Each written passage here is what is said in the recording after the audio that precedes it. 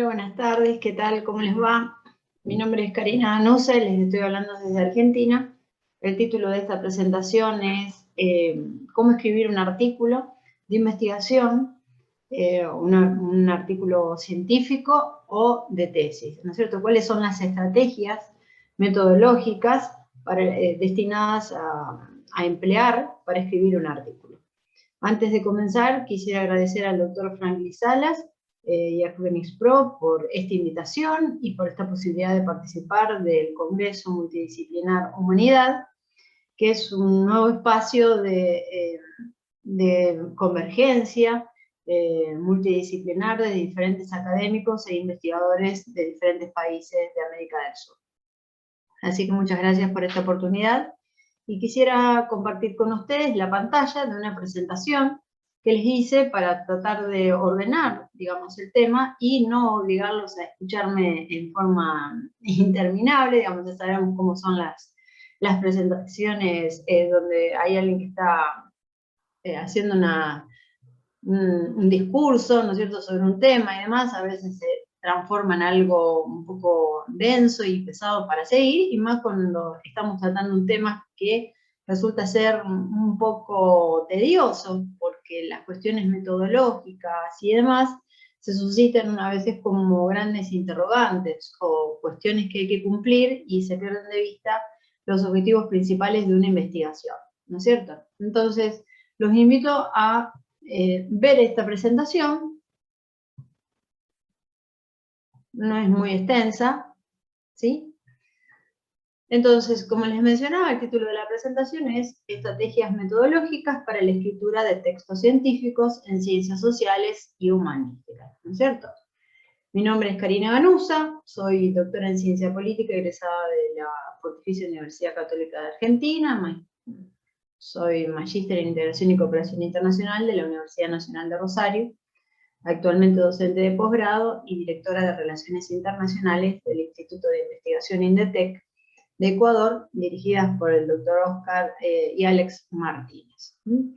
Así que siempre me van a ver investigando desde hace más de 10 años cuestiones relacionadas con la política económica de Ecuador y cuestiones de política comparada. Para mí la investigación ha sido una cuestión que he desarrollado durante más de 15 años aproximadamente. Creo que uno se le suscitan cuestiones, interrogantes, y que no hay nada mejor que la investigación, no hay nada mejor que la investigación para llegar a conocer esas cuestiones, ¿no es cierto? Entonces, también es claro que para llevar a cabo una investigación, muchas veces uno tiene demasiadas preguntas y se realizan demasiados problemas, ¿no es cierto?, para poder concretar y estipular un problema de investigación. Entonces, tenés muchos alumnos que te vienen con muchos cuestionamientos y es difícil de lograr una especificidad. Entonces, lo primero que tenemos que tratar de hacer es plantear cuáles son nuestras dudas, cuál es la duda que tenemos, cuál es el pensamiento que tenemos, y a qué interrogatorio nos conducen estas cuestiones. De esta manera podemos llegar así a plantear un problema, una posible causa, que se puede concatenar con otras, y de ahí entonces llegaría a una especie de situación, ¿no es cierto?, problemática, para luego establecer un proceso con consecuencias, resultados, conclusiones, etc. ¿No es cierto? En ese proceso va a surgir un artículo, ¿no es cierto?, y se va a realizar la redacción de ese artículo o de una investigación o de la tesis. Todo artículo científico consta de diferentes partes. Creo que casi todos hemos sabido, o digamos alumnos de grado de la universidad pueden plantearse, ¿no es cierto?, como primeros ensayos desde los primeros años, que el artículo científico necesita de un título que sea muy específico, que sea conciso y que tenga una delimitación temporal como espacial. Muchas veces nosotros podemos ver que los artículos carecen de estas, del recorte, por ejemplo, espacial. Entonces, inclusive en tesis se ha visto que los autores, y aún aprobadas, carecen de estos recortes espaciales. Entonces, estos son como falencias metodológicas. Después del título, ¿no es cierto?, una vez redactado un artículo, ¿qué le sigue? Un resumen, que tiene que ser claro, preciso, contener el tema a tratar de una manera sintética. También debe introducirse la metodología que se va a utilizar, como también un anticipo de las conclusiones en las que se arriba en el artículo. No es que en el resumen voy a colocar todas las conclusiones a las que llevé, ¿no es cierto? Siempre digo que un artículo no es una novela, ¿no es cierto? Pero no es que voy una novela de suspenso, pero tengo que poner en 2 renglones cuáles son las conclusiones a las que llego con este artículo. Después, las palabras clave son puntuales y están involucradas directamente o devienen directamente del artículo científico realizado. Y el formato se va dando, digamos, se va dando forma al artículo desde que se inicia, aunque muchos lo dejan para el final, pero esto es una buena guía, tomarlo en cuenta desde el inicio que uno empieza a escribir. ¿Por qué? Porque la cuestión de la extensión es importante. Si no tenemos en cuenta los márgenes y el tamaño de letra, nos podemos extender demasiado en un artículo y después hay que empezar a sintetizarlo y a recortarlo, ¿no es cierto? El tema del citado es otro problema, más allá de que las citas sean Harvard, APA o demás, son cuestiones que tenemos que tener en cuenta siempre y vincularnos con esto, por lo menos para tener una idea de que ante qué situación nos estamos encontrando. Yo les propongo tomar ciertos ejemplos de cómo redactar un artículo. Son ejemplos. Yo en esta diapositiva puse 3 ejemplos específicos y después les voy a presentar una primera página de unas tesis que tomé solamente para mostrarlos acá. Este primer ejemplo trata sobre la política intervencionista del periodo comprendido por los gobiernos de Rafael Correa entre el recorte temporal del año 2007 al año 2017, contextualizada en el marco de la teoría de la maldición de los recursos. Entonces acá tenemos el tema, el contexto temporal espacial y el abordaje metodológico. Después, como un avance de ese abordaje metodológico, tenemos que consiste en un estudio de caso, que permite enfatizar la investigación cualitativa como cuantitativa, con lo cual nos permite entrever, de acuerdo al título y estas características que vengo mencionando, cuáles serían las áreas disciplinarias que se van a tratar: economía, política y, lógicamente, historia. Porque al hablar de teoría de la maldición de los recursos, tenemos que basarnos en cuáles son esos recursos que gozaba Ecuador o que goza Ecuador, partiendo desde el petróleo, la exportación de flores, camarón, etc. Entonces, la triangulación metodológica lleva, o se requirió o se consideró elemental a los efectos de una comprensión holística del tema. Este es el primer ejemplo de un análisis, de un artículo que se realizó y que también tiene un libro basado en una investigación. El segundo ejemplo es otro, que está basado en el análisis de los discursos del expresidente Lenín Moreno en los años 2017 y 2018. Esos discursos fueron tomados de las publicaciones de la página de la Presidencia de la Nación para esos 2 años. Ese es el recorte temporal. No se extiende al año 2019-2020, solamente años 2017 y 2018. La postura teórica, entonces, es un análisis discursiva tomada o abordado como una deconstrucción. La deconstrucción, en términos de Derrida, sería desarmar, un desmantelamiento del orden constitucional e institucional heredado por Lenín Moreno, de su presidente anterior, del periodo anterior, de Correa, gobierno al que él también perteneció en el primer periodo de Correa. Entonces, de estos discursos presidenciales se toman aquellos donde se mencione el término corrupción. Entonces, el término corrupción es el más utilizado y se establece como un eje prioritario de búsqueda y de persecución en cada una de las expresiones discursivas como actos de gobierno. Lógicamente que para ello no solamente se accedió a estos discursos de la página presidencial, sino también a todos los otros discursos publicados en diferentes diarios y demás. Pero esto, bueno, no se menciona acá, eso es forma parte de la contextualización del tema. Entonces, Esto se toma como un objeto de investigación y la fundamentación se contextualiza en esto que se redacta en el último párrafo. Se han reconocido contradicciones y transformaciones acompañados de alteraciones en un breve periodo de tiempo, tanto en el orden constitucional como institucional, que parecen no obedecer a un objetivo de construcción del orden político heredado más que la búsqueda de un objetivo gubernamental planteado. Entonces, lo que se pretende, lo que se ha inferido de estos discursos es que lo que se busca es este objetivo de deconstruir el orden político más que estipular un nuevo objetivo dentro de esta programática gubernamental. Y para ello se analiza entonces la cuestión del término corrupción y qué entendía Lenín Moreno como corrupción y cuál es la búsqueda de la corrupción y qué fue lo que realizó. Esto es fácilmente demostrable, pueden acceder a estas publicaciones, están online, y si no pueden escribir y se los puedo enviar. El tercer ejemplo es otro, no abarca Ecuador, sino que consiste en una temática de Argentina, y que se redactó de esta manera. El artículo procura analizar la expropiación de la empresa Repsol YPF en el año 2002.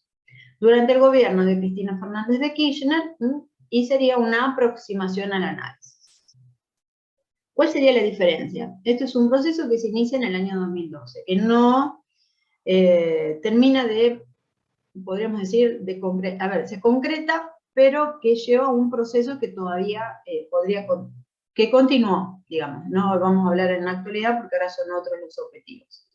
Pero a diferencia de los otros dos artículos, establece que procura el análisis, procura una aproximación al análisis. Entonces, cuando ustedes ven esa terminología utilizada, ya pueden darse cuenta que denota que no se va a tratar el tema o no se puede acceder de una manera holística, ¿no es cierto? Es decir, de una manera general o comprensiva de todos los aspectos, porque hay algo que está pendiente, o que hay algo que se ve que todavía queda pendiente y que inclusive dentro del mismo gobierno establece que hay algo pendiente. Más allá de eso, digamos, podríamos decir que la política intervencionista de Correa, lógicamente, como toda política y como todo gobierno, se fue actualizando y se fue acomodando a las circunstancias y demás. Esta expropiación tenía otras características. ¿Cómo se realizó este artículo? ¿No es cierto? Desde el abordaje de la postura de la escuela normativa, desde el utilitarismo, considerando entonces a la decisión gubernamental del expresidente Kirchner como una herramienta de poder para la construcción de autonomía estatal. Entonces esa es la fundamentación para este problema que se planteó. Como todo artículo científico, ¿no es cierto?, más allá de estos tres artículos que tomé como ejemplos, que podría haber tomado cualquier otro, pero tomé estos tres, necesitamos, una vez completado el problema y demás, de la introducción, que tiene que tener una perspectiva clara, precisa de los objetivos de investigación. Acuérdense siempre que hay un objetivo general y dos, máximo tres, podríamos hacer objetivos específicos, porque cada uno de ellos siempre tiene que estar explicados y fundamentados. No es que uno dice, bueno, queremos poner 3, 5 o 10, sino son cuestiones que uno a veces establece, puede poner más, lógicamente, nadie limita esta cuestión, aunque muchos autores pueden dar sugerencias al respecto. Después, en la introducción, nuevamente tenemos el problema de investigación, que es lo que se desea conocer, por qué se lo eligió. Es una elección condicionada. Cada uno de nosotros vamos a tener intereses, inquietudes.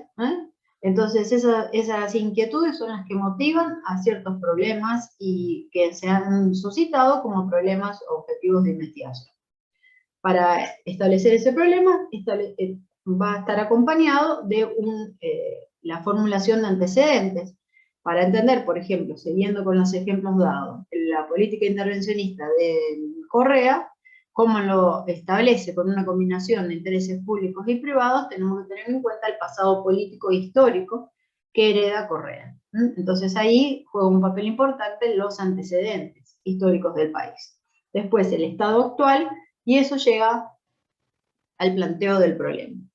lo cual va a estar acompañado de los alcances y de las limitaciones, vinculadas también con esto que habíamos dicho antes del recorte temporal y del espacial. Después, ¿cuáles son los aportes teóricos al campo disciplinar? ¿Qué es lo que yo estoy aportando con esta investigación? Al área de la política, al área de la economía, al área de las políticas públicas, por ejemplo. ¿Qué es lo que aporto con esta nueva investigación? En la introducción va a estar la metodología seleccionada, después voy a permitir exhibir cierto esbozo, digamos, de las conclusiones, lógicamente sin explicar todas las conclusiones. Acuérdense que la tesis o el artículo no es una novela de suspenso, no necesito llegar al final, voy matizando parte de mis inferencias e interpretaciones en todo el desarrollo, y las conclusiones finales están en un apartado, pero necesariamente en la introducción algo tengo que incluir para ver y darle sentido para que cierre ese problema con los objetivos y demás. Y por último, la presentación de la investigación como un proceso sistemático y organizado donde interpreto o reviso hechos cuyo producto es un conocimiento mayor a todos estos hechos, porque la conclusión a la que voy a llegar con los resultados abarca todo este proceso de investigación. Entonces, acá puse un ejemplo de una introducción donde se dice, tomando el primer ejemplo que habíamos mencionado, el de política intervencionista, continúa y dice que los indicadores que se toman para analizar son el gasto público, Producto Bruto Interno per cápita e inversión. Y todo esto se entiende dentro del contexto de un crecimiento y superación de la teoría de la maldición de los recursos. Es decir, que partimos de una política intervencionista que se va a subdividir en distintas partes, es decir, una variable independiente y a su vez indicadores. Esos indicadores son como brazos de un gran árbol en lo cual vamos a dividir o se dividió este análisis. Y luego, ¿no es cierto?, como dijimos, el recorte temporal y la revisión del pasado histórico económico ecuatoriano. Esto a su vez va a estar acompañado de los criterios de relevancia, los límites del conocimiento científico, cuáles son los límites a todo esto que se plantea, y la teoría, ¿no es cierto?, sería una aproximación de la realidad, que es lo que estoy tratando de buscar. A pesar de, tenemos que tener siempre presente que estamos en ciencias humanísticas, ciencias sociales, política, historia, economía, y en cada uno de ellos nosotros somos sujetos que también tenemos nuestras posturas y siempre intentamos ser lo más objetivos posible, pese a nuestra propia subjetividad por nuestra condición. Entonces, la investigación se va a dividir, terminada la introducción, ¿no es cierto? Ahí voy a realizar mis divisiones, es decir, cómo planteo esa investigación, y podré establecer categorías de análisis de las cuales surgirán variables. Esa variable independiente, dependiente o interviniente tendrá a su vez indicadores, que serían las subdivisiones de las cuales se desprenden de las variables. Como habíamos dicho, el ejemplo, por ejemplo, la redundancia, la política intervencionista, los indicadores Producto Bruto Interno, gasto público e inversión. Esto lo vamos a dejar. Los indicadores, ¿qué son? No deben ser difusos, sino concretos. Cuanto más concretos, mejor. Puedo tener muchos indicadores, pero a su vez, si coloco en una investigación demasiados indicadores, en lugar de ser más preciso, se va a transformar en algo más confuso. Entonces tengo que tratar de ser preciso también en esto. Siguiendo con el ejemplo de este estudio de caso, de la política intervencionista, por ejemplo, de Correa, tenemos que era un estudio de caso, metodológicamente, digamos, hablando desde el punto de vista metodológico. Un estudio de caso se va a dar cuando estudio algo específico, ¿sí? Algo específico vinculado con la política, con la historia, con la economía. Yo exploro, analizo, describo, explico. Y va a hacerse de un abordaje holístico, o al menos es lo que se va a intentar de una manera interdisciplinar. Hay algo que nos llama la atención de un caso, en este ejemplo en especial, de Ecuador y la política que implementó Correa. Para algunos otros autores, el estudio de caso es un método de la Liebhardt, en la ciencia política, en tanto que Stake estipulaba que el estudio de caso era un objeto de estudio. Estas son distintas discusiones respecto a estas definiciones. Más allá de ello, son perspectivas, ¿no es cierto? Uno puede tomar uno, puede tomar el otro, y si uno lo fundamenta convenientemente, nadie va a refutar esto. El porqué de la utilidad de este estudio de casos es porque se estudian pocos casos. A ver, yo puedo establecer un estudio de caso comparativo entre 3, 4 países, 2 países, pero en tanto y en cuanto realice una fundamentación concreta del porqué de ese estudio comparativo, va a estar bien, va a ser correcto desde el punto de vista metodológico. Después, por último, voy a tener las conclusiones en todo artículo. Las conclusiones, ¿cómo las redacto? Establezco con los resultados expuestos en una presente investigación, se observa que, o observamos que, ¿no es cierto?, la primera persona del singular, la tercera del singular o la primera del plural, cualquiera de ellos, siempre es bien visto para una redacción. Después, tras el análisis de tal cosa, estipulo qué es lo que se analizó, y conforme a lo expuesto se ha concluido y se comienza la redacción. Esto es como para tenerlo en cuenta a manera general de redacción. Lo que no les había dicho era la forma de redacción, es decir, no estipulo, escribí en primera persona, el yo. ¿Por qué? Porque a veces algunas personas no quieren que sea tan personal, inclusive en algunos casos da como una especie de, se piensa de egocentrismo o de egoísmo, porque el autor tiene como un protagonismo, o se da un protagonismo más importante. Muchas veces se hace casi siempre tercera persona. Se dice, se hace, se realizó, ¿no es cierto? Y de esa manera se postula la investigación de una manera, da una perspectiva de análisis como más indirecta, sin tanto protagonismo. Se sabe, lógicamente, que tiene un autor, pero no se necesita remarcar constantemente cuando uno utiliza la primera persona del singular. Quisiera mostrarles otros ejemplos de otras tesis. Si yo pudiera hacerlo, sería muy bueno, pero no me deja la posibilidad ahora porque no los tengo pasado a otros formatos, pero que bueno, podrán estar disponibles en otro momento. Si no los subo, van a estar disponibles en la página de AxVenice Pro, y pueden recurrir, si no, también al Dr. Salas para acceder a ellos, donde vemos algunos otros ejemplos de redacción de tesis. De acuerdo a los temas siempre se intenta el abordaje. Además, los estilos de escritura varían entre persona y persona. No hay un estilo que sea más correcto que el otro. Pero siempre hay alguien que a lo mejor sobresale más que otro. Entonces, les quiero agradecer esta posibilidad y la intención de escuchar estas palabras. Espero que los aportes sean útiles para cada uno de ustedes al momento de la escritura y al momento de la redacción. Espero también que no mueran en el intento, como se diría en el dicho. Muchas personas piensan tengo que hacer una tesis y tengo un gran problema, y a veces no es tan así, porque las tesis se hacen escribiendo un día a día, o día por medio, siempre un poco, pero teniendo en cuenta siempre los objetivos. Si tenemos claros los objetivos y nos gusta escribir, podemos hacer de la investigación una forma de vida. Y más en esta época tan difícil que estamos viviendo, donde muchos no nos hemos imaginado tener que presenciar las cosas que hemos visto o que vemos a diario. Entonces, les agradezco a ustedes, les agradezco al doctor Franklin Salas por esta oportunidad, y les dejo mis saludos a todos desde Argentina. Hasta luego.